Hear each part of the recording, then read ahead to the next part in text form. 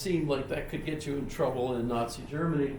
So he came, and he was the main reason Princeton had the Math Institute on campus, and he and Einstein were the two residents. Einstein came because Gödel was there, and Gödel and he both spoke German, walking from their houses, which were next to one another in Princeton, to their Math Institute, where they went and just thought about math all day, and then they'd walk back home talking German. So fun stuff. But one of the things he demonstrated was that any consistent formal system strong enough to describe basic arithmetic and other things, by the way, I would say that this is true of any, not even consistent, not even formal system, but any system will always have true statements that cannot be proven within that system. So I've used this. So football is not a really formal system, nor is it really consistent. I would say, I bet you could find all kinds of problems with football rules and so on. But nonetheless, if you're playing football and you want to be in the game, you have to follow the rules of that game, and you can't argue with them and say, well, wait a minute, I don't really like that rule, I don't think that's right. It's not like somebody sat down and said, let's make the perfect game, and we want people breaking their heads and shoulders and tackling one another and causing brain damage, for the rest of their lives, But let's put gear on them that will cushion the blow a little bit so that they can hit one another harder, and not kill one another. I don't know, whoever, thunk up, these games, but if you think about it, they're structured in a certain way that they have laws or what we call rules in that kind of game, and you have to follow the rules. You can't argue over the rules. By the way, if you're ever critical of the game of Quidditch, that seems totally inconsistent, totally ridiculous. I mean, who knows what Quidditch is? Oh, okay. Well, that's one of the weakest parts of the whole series of books, I think, is that ridiculous game. Basically, it's just whoever finds the snitch wins the game. Sounds like a prison.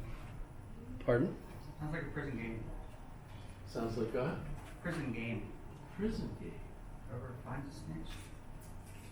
Oh, notice what made that funny was that you took it from one context where it means one thing and put it into a prison context Cross-border names. where snitch meant something completely different. And the hilaritude results, right? When you go, oh, now it becomes a pun, right? Equivocation. You're actually giving me an argument, but it's an invalid argument because you have 4 terms instead of 3. I can just go through the whole process to show you how that works. Because when you have a pun and you're using what appears to be this term meaning in a premise, but in the conclusion means something else, you actually don't have 3 terms, you have 4 terms. Because there's 2 different terms. So it's invalid. You're not allowed to have an argument with 4 terms.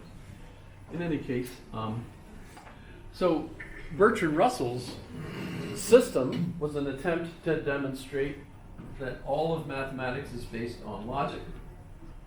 And he ended up having a problem that's associated with a particular paradox. And the paradox, Russell paradox. This is AI overview. This is kind of neat, right? It's a contradiction in naive Who the hell calls it naive set theory? He never did, I don't think.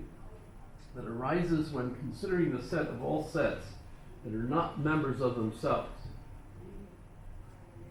So the famous one example would be the barber of Seville, who shaves all of those in Seville who do not shave themselves.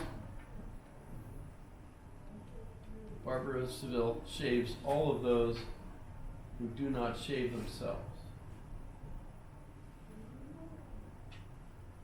So the question is, who shaves the barber? Well, he's the one that shaves himself, right? But let's go look at the Barber paradox and see how that works as an. Is that going to be a link? It is. Notice. It illustrates a contradiction, and okay, it poses the question: a barber shaves all men who do not shave themselves. Who shaves the barber? The paradox arises because if the barber shaves himself, he is a man who shaves himself, which means he should not be shaved by the barber.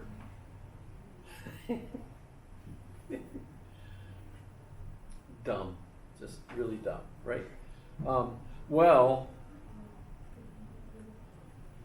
you get into this kind of problem in set theory, though, where, here's, okay, so remember the paradox associated with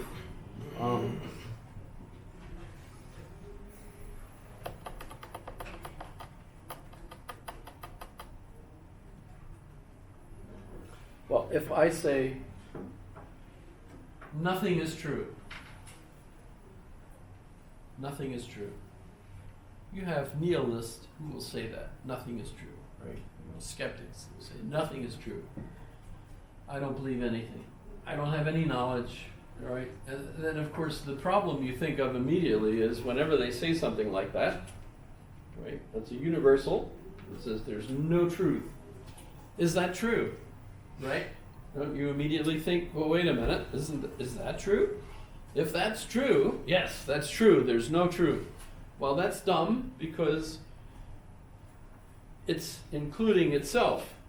It's a paradox, right?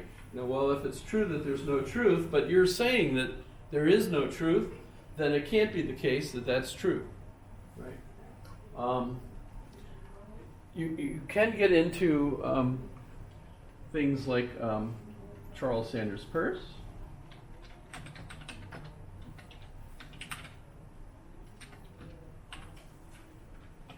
And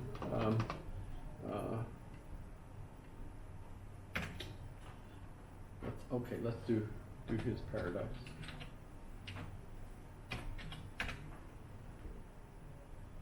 So the liar paradox. So this sentence is false.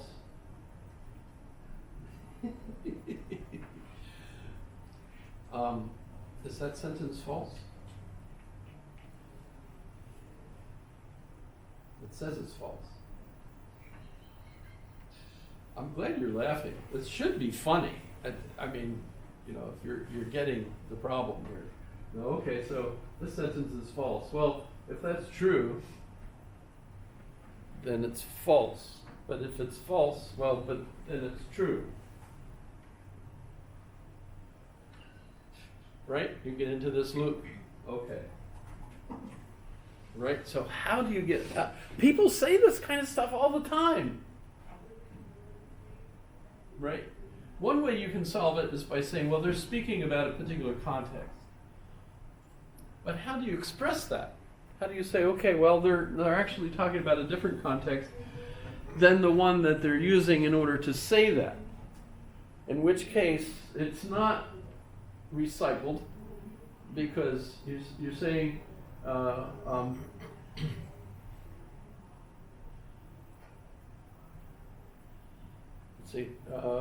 guess another example would be, all Thebians are liars, and the person who says that is a Thebian, right?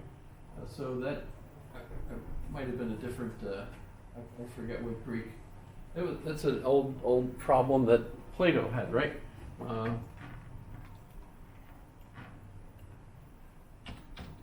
Plato, all liars, all thieves?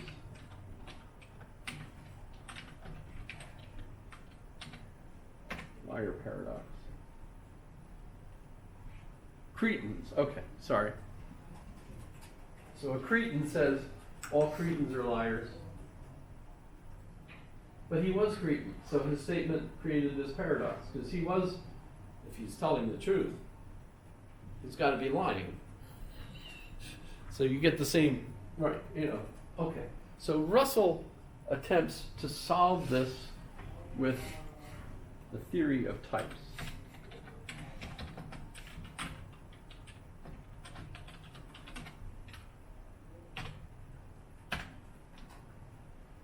So this is part of his system, right? So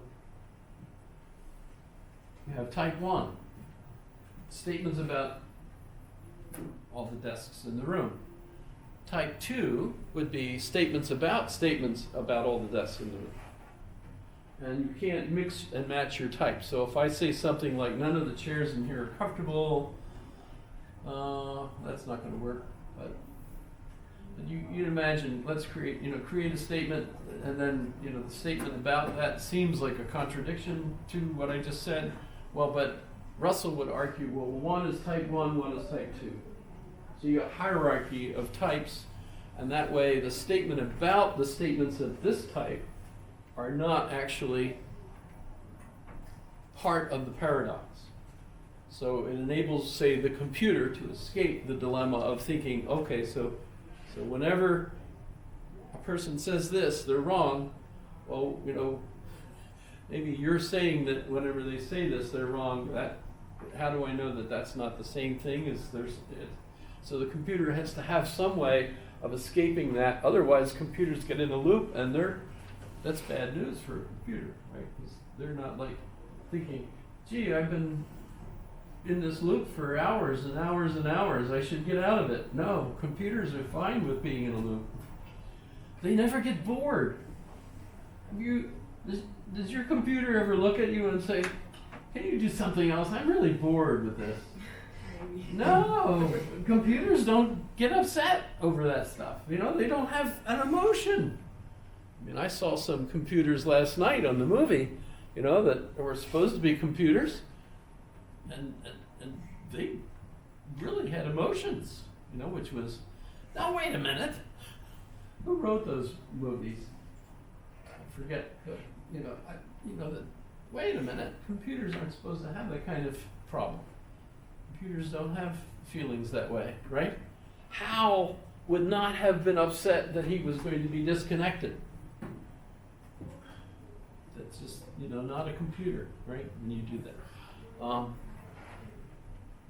So the theory of types was his response to that paradox. The problem is Kurt Gödel comes to the rescue of idiocracy by pointing out that actually you can't do that. But I forget how. But it doesn't work. In any case, as far as I know, mathematicians are still trying to solve this problem because it's a problem at the root of the whole mathematical structure, set theory and language, etc. So they're still trying to figure this out.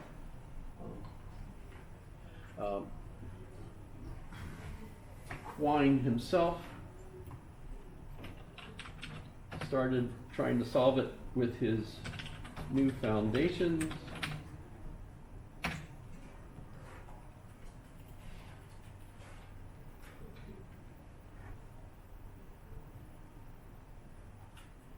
And as far as I know, it still has a lot of mathematicians in a new foundations program that are still trying to work on this problem. So it's not solved. Mathematics is in crisis mode. And it's not just paradoxes that are created for fun to screw with mathematicians. It's actually embedded in lots of mathematics as well. So there's lots of stuff like infinity. What's an infinity? I highly recommend, if you get the chance and you're into this sort of thing, read David